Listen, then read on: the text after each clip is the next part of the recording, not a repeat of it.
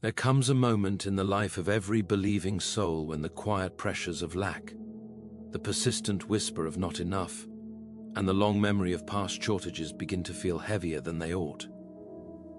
We tell ourselves we are being practical, that we are merely facing facts, yet somewhere beneath that sensible language there lurks a more dangerous assumption, that the limits we see are the limits that exist. We forget that what we call reality is often only habit wearing the mask of truth, and it is precisely here, in this narrow place where fear has learned to sound reasonable, that God steps in and begins his most disruptive work. For God has never been impressed by the size of a wall, nor intimidated by the length of a ledger, nor constrained by the figures that so confidently conclude our calculations. When Scripture speaks of bondage, it does not restrict itself to chains of iron or walls of stone. There are subtler prisons, and financial limitation is one of the most convincing among them. It persuades the mind long before it binds the hands. It teaches a man to shrink his prayers, a woman to apologize for her hopes, and a family to expect less not because they desire less, but because they have learned to fear disappointment. Yet God, who formed the universe without consulting scarcity, does not redeem his children merely to leave them thinking like slaves. Redemption, if it is real, must reach the imagination as well as the soul. Consider how often God offends human logic by abundance. Water becomes wine not in modest measure, but in extravagant excess. Loaves and fishes multiply not just until hunger is satisfied, but until baskets overflow. Coins are found not through careful budgeting, but in the mouth of a fish. These are not accidental flourishes, they are deliberate declarations. God is teaching us that limitation is not his native language. He speaks fluently in sufficiency, and even more fluently in overflow. Financial limitation, then, is rarely just about money. It is about permission.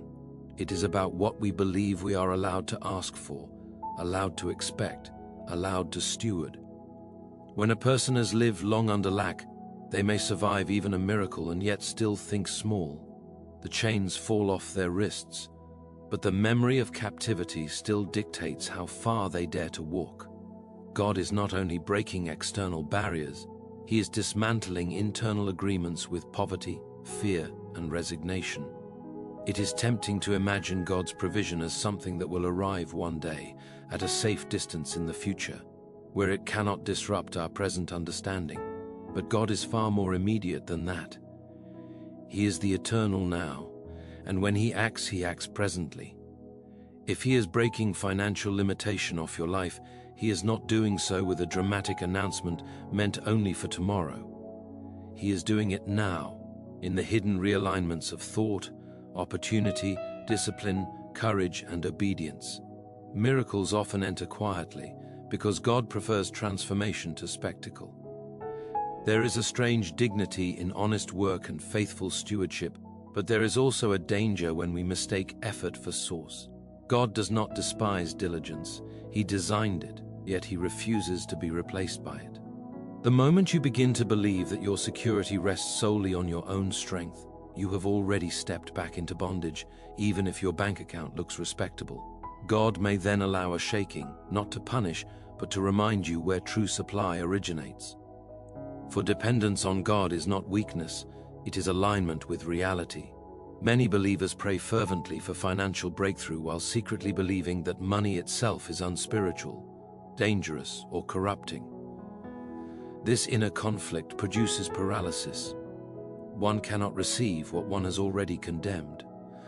God's concern has never been money itself, but the throne it occupies. When money is a master, it destroys. When it is a servant, it builds, feeds, heals, sends, and restores. God breaks financial limitation not to inflate egos, but to expand impact. He entrusts resources to those willing to see themselves as stewards rather than owners. If God is breaking financial limitation off your life, you may notice resistance before you notice relief. Old patterns protest when they are threatened. Fear argues more loudly. Doubt presents itself as wisdom. Others may question your obedience, not because it is wrong, but because it exposes their own settled compromises. This is not a sign that you are mistaken. It is often a sign that something real is shifting. Light irritates what prefers darkness, even when that darkness has learned to appear sensible. Faith in this context is not reckless optimism. It is sober trust in a God who has proven himself faithful across centuries and civilizations. Faith does not deny the presence of bills. It denies their right to define destiny. It looks at obligation and says, "You are real, but you are not ultimate." This kind of faith does not remove responsibility. It redeems it. It transforms budgeting from an act of fear into an act of worship, and generosity from a risk into a declaration of trust. There is also a timing to God's work that often confounds us. We expect immediate release, while God aims for lasting freedom. He may first teach you to say no to what drains you, to recognize opportunities you once overlooked, to value your labor properly, or to break unhealthy dependencies. These lessons are not delays, they are foundations. A sudden influx without a renewed mind would only rebuild the prison with better furniture. It is worth remembering that Scripture never portrays God as reluctant to bless, only careful about the condition of the receiver. A vessel cracked by pride or fear cannot hold abundance without leaking damage into everything around it. Thus God shapes character alongside provision. He teaches patience so that waiting does not become despair. He teaches courage so that opportunity is not missed. He teaches gratitude so that increase does not breed entitlement. None of this is accidental. Financial limitation often shrinks a person's sense of calling. Dreams are postponed indefinitely. Obedience is filtered through affordability. Generosity becomes conditional. Yet when God breaks this limitation, He restores vision. You begin to see not only what you need, but what you are meant to contribute. Provision becomes purposeful. You are no longer merely surviving, you are participating. And this participation carries responsibility, for blessing received must become blessing released. One of the most subtle lies of limitation is the belief that you must see the entire path before you take the next step. God rarely grants such visibility. He gives light enough for obedience, not for control. Financial freedom often begins with a single act of trust. An honest tithe, a courageous investment, a necessary conversation, a willingness to learn, or a refusal to compromise integrity for short-term relief. These small obediences accumulate, and in time they reveal that God has been working far beyond what you perceived. Do not underestimate the spiritual significance of your daily choices, how you speak about money, how you react to lack, how you celebrate others' success, how you respond to opportunity. All of these reveal what you truly believe. God is attentive not only to prayers spoken aloud, but to convictions rehearsed silently. When your inner language changes, your outer reality often follows more swiftly than expected. There is a freedom that comes when you finally accept that God's provision is not limited by your past mistakes. Regret has a way of convincing us that we have forfeited our right to abundance. But redemption, by definition, restores what was lost. God does not merely forgive, He rebuilds. He redeems wasted years by teaching wisdom, humility, and dependence that could not have been learned otherwise. Your history does not disqualify you, it prepares you. If God is breaking every financial limitation off your life right now, then even this very moment is charged with meaning. The words you are hearing are not mere encouragement, they are an invitation to agreement. Agreement with truth dismantles lies. Agreement with God's nature dissolves fear. Agreement with His promises realigns expectation.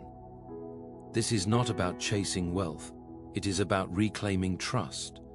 And so you may find yourself standing at a threshold, aware that something old is losing its grip, even if the new has not fully appeared. This in-between space can feel uncomfortable because it requires faith without immediate proof.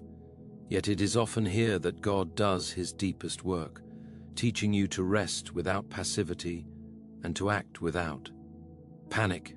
Financial limitation thrives on anxiety, provision flourishes in trust. You are not being asked to ignore reality, but to see it more clearly. The truest reality is not what is visible, but who is faithful. God, who clothes the lilies and feeds the birds, is not suddenly baffled by your needs. He is attentive, intentional, and involved. What he begins, he completes. What he promises, he fulfills. And as old ceilings crack and familiar fears lose their authority, you may begin to notice a quiet confidence rising within you, a steady assurance that you are no longer confined to what has always been, that the narrow definitions you once accepted are loosening their hold, and that even now, beneath the surface of ordinary days, God is arranging conversations, opening doors, correcting assumptions, and reshaping desires in ways that will soon make it clear that the limits which once seemed permanent were never as solid as they appeared, and that what is unfolding next will require not less faith, but a deeper, steadier trust as you continue to walk forward, learning to recognize provision not only when it arrives dramatically, but when it begins subtly, in the courage to believe again, in the discipline to prepare for increase, in the willingness to let go of familiar fears, and in the quiet but persistent realization that your life is no longer governed by scarcity, but is being gently, deliberately repositioned toward a freedom that is still revealing itself, step by step, thought by thought, as you remain attentive to the voice that calls you onward, not shouting, not rushing, but patiently inviting you to move beyond what you have always known and into what is still unfolding before you as you continue. You continue to listen for that voice. You may notice that it does not flatter you, nor does it frighten you. It speaks with a calm authority that neither beg for belief nor forces obedience. It simply tells the truth and waits. This is often how God works. When he is dismantling limitation, he replaces urgency with assurance. Urgency belongs to fear, but assurance belongs to trust. Fear says, act now or lose everything. Assurance says, walk with me, and nothing that truly matters will be lost. Financial freedom, born from fear, is fragile. Financial freedom born from trust is resilient. There is a deep relief that comes when you realize you are no longer required to carry tomorrow on your shoulders. Many have been exhausted not by poverty itself, but by the constant mental labor of anticipating disaster. God does not shame you for this. He invites you out of it. He knows how convincing fear can be when it has been reinforced by experience. Yet he also knows that imagination, once healed, can become the birthplace of hope rather than dread. When God breaks limitation, he restores your ability to imagine a future that is not merely a repetition of the past. It is important to understand that God's generosity is not reactive. He does not wait until you are desperate enough to finally intervene. He is proactive, often preparing provision long before you recognize the need. Opportunities you dismissed, skills you undervalued, connections you underestimated, these may all have been quietly positioned for a season such as this. What once seemed irrelevant now begins to make sense. Threads that appeared random reveal a pattern. This is not coincidence, it is coherence. You may also find that as financial limitation loosens its grip, other areas of life are affected. Peace replaces restlessness. Gratitude grows where comparison once lived. Generosity becomes natural rather than forced. This is because scarcity is never isolated. It touches identity, relationships, and faith itself. Likewise, freedom multiplies outward. When you no longer see life as a zero-sum game, you stop resenting the success of others and begin to rejoice in it, confident that God's supply is not diminished by another's blessing. There is a quiet courage that emerges in this season. You begin to make decisions not merely to avoid loss, but to pursue calling. You ask different questions, not on, Lee, can I afford this? But is this aligned with what God is doing in my life? This shift is subtle but profound. It marks the transition from survival to stewardship. Survival asks how to endure. Stewardship asks how to multiply what has been entrusted. God often teaches this lesson gradually, because sudden freedom can be as disorienting as sudden loss. He teaches you to recognize his voice amid many options, to discern between opportunity and distraction. Not every open door is yours to walk through. Some are tests of discernment rather than invitations to act. Financial maturity includes the wisdom to wait as well as the courage to move. You may notice that God challenges you to redefine success. Where once success meant security alone, it now begins to include significance. You become less interested in accumulation for its own sake and more attentive to impact. How can this resource serve others? How can this increase reflect God's character rather than inflate my own importance? These questions do not restrict blessing, they refine it. It is also possible that God will confront habits that kept you small. Avoidance, procrastination, impulsive spending, fear of learning new skills, reluctance to ask for fair compensation. These are not moral failures, but they can become structural barriers. God's grace does not excuse what keeps you bound, it empowers you to change it. Freedom often requires honesty, and honesty sometimes feels uncomfortable before it feels liberating. There is a humility in acknowledging that you do not yet know everything required for the next season. This humility is not weakness, it is teachability. God delights in teaching those who are willing to learn. He brings mentors, insights, and correction, not as condemnation, but as provision. Instruction is itself a form of abundance.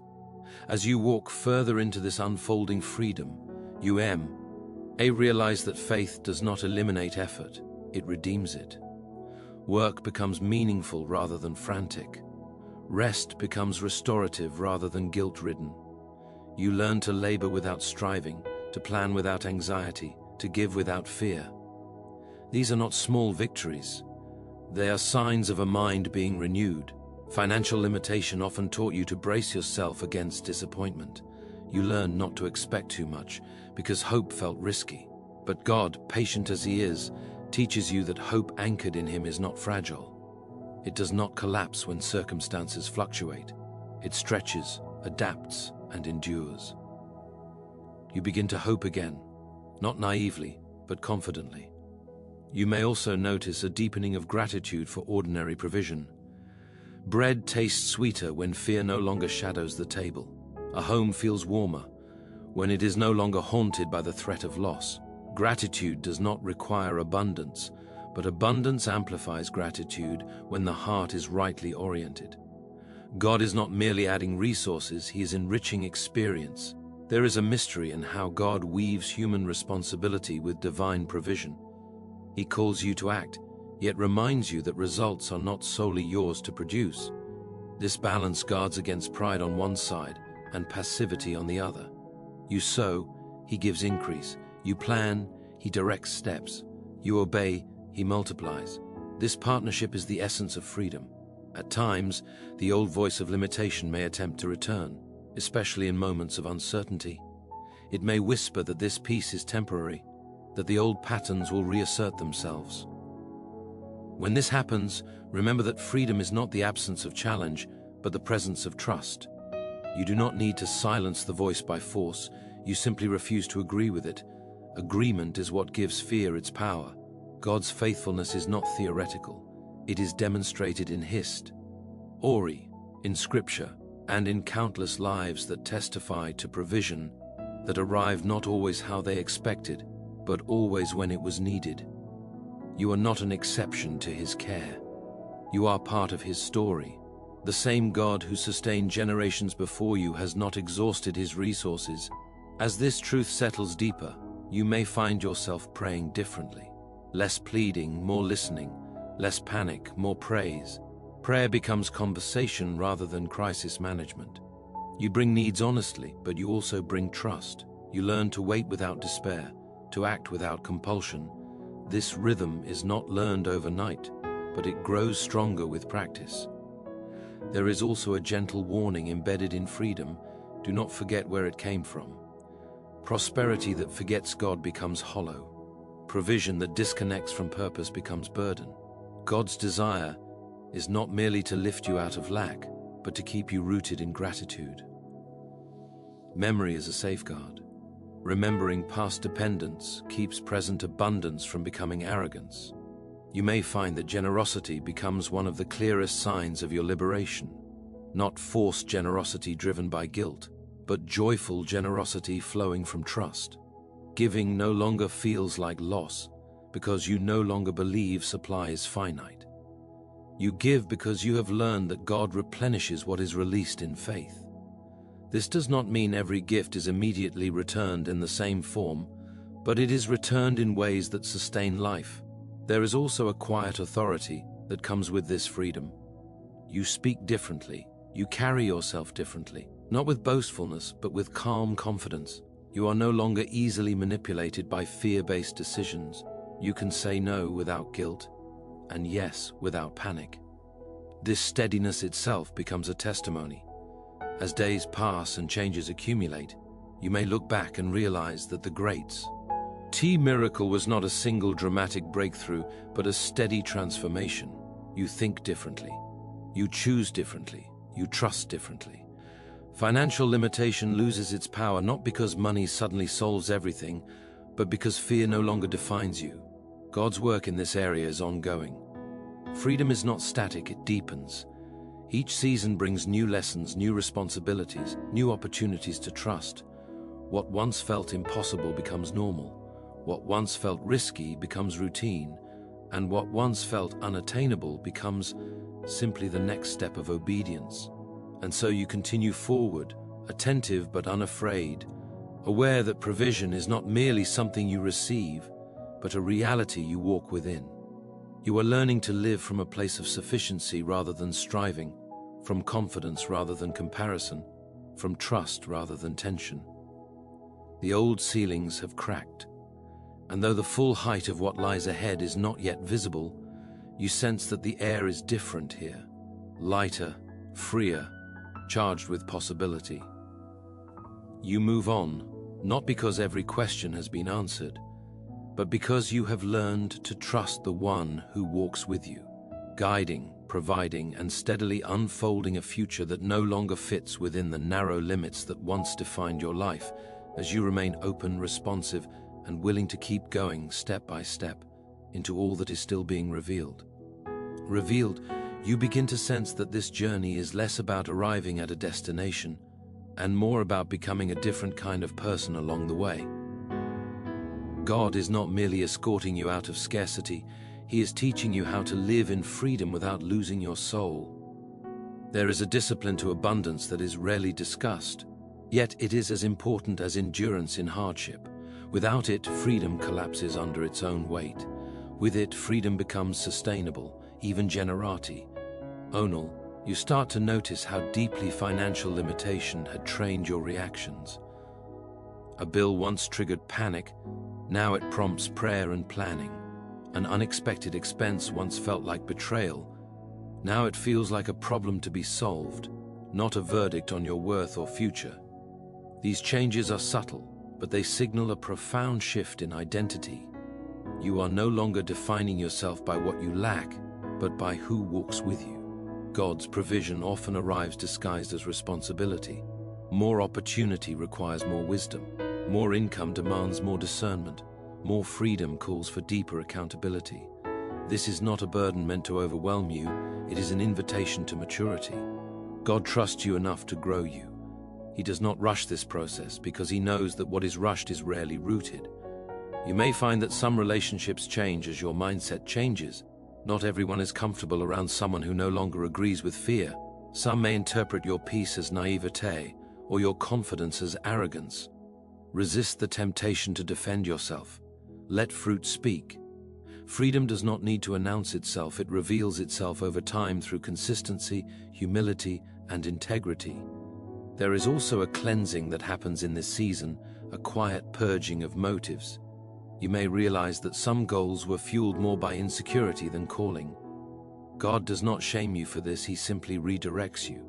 He refines ambition into purpose, drive into devotion. What remains is stronger, truer, and less exhausting. As you continue, you begin to see that God's generosity is relational before it is material. He gives Himself first: peace, wisdom, patience, courage, These are not accessories to provision, they are its foundation. Without them, money becomes noise.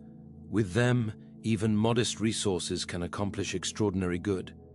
You may notice that your prayers shift a guy.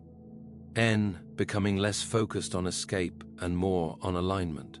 Lord, make me wise, teach me to steward well, show me where to give. These prayers are dangerous in the best possible way. They invite God to shape not only circumstances, but character. And character, once formed, outlasts every fluctuation of economy or fortune.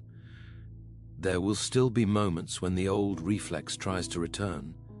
A downturn, a delay, a closed door may tempt you to interpret circumstances through the old lens of scarcity. When this happens, remember that freedom does not mean immunity from challenge. It means you no longer face challenge alone or defined by it. The difference is everything. God often uses repetition to teach trust. He provides, you breathe. He delays, you lean. He surprises, you adjust. Over time, you realize that your confidence no longer depends on predictability, but on faithfulness. You may not always know how, but you know who. This knowledge steadies you more than certainty ever could. There is also a growing awareness that financial freedom is meant to serve love. Love for family, for community, for the unseen needs around you. You become more attentive, less hurried. You notice where help is needed, where hope is thin, where generosity could restore dignity. Giving becomes relational, not transactional. You give faces, not just figures. You may find yourself becoming more patient with others who are still trapped in limitation.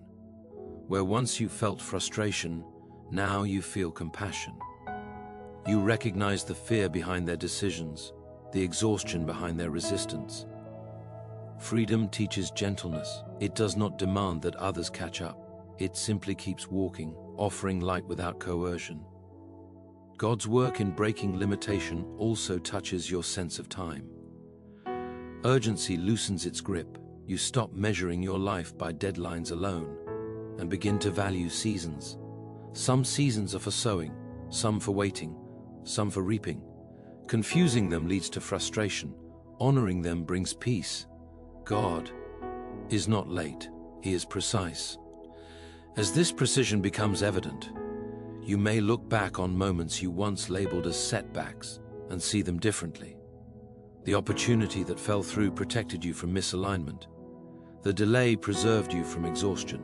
The closed door redirected you towards something better suited to who you were becoming.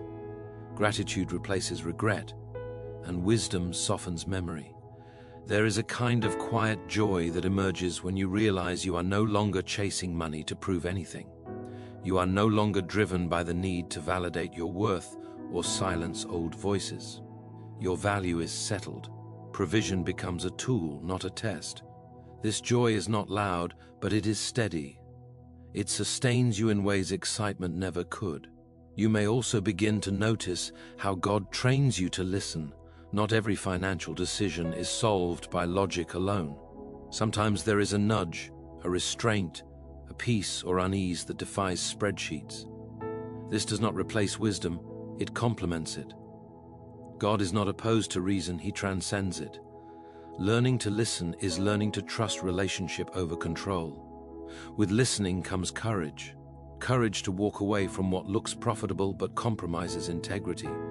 Courage to invest in what aligns with purpose even when returns are uncertain. Courage to say yes when fear insists on no.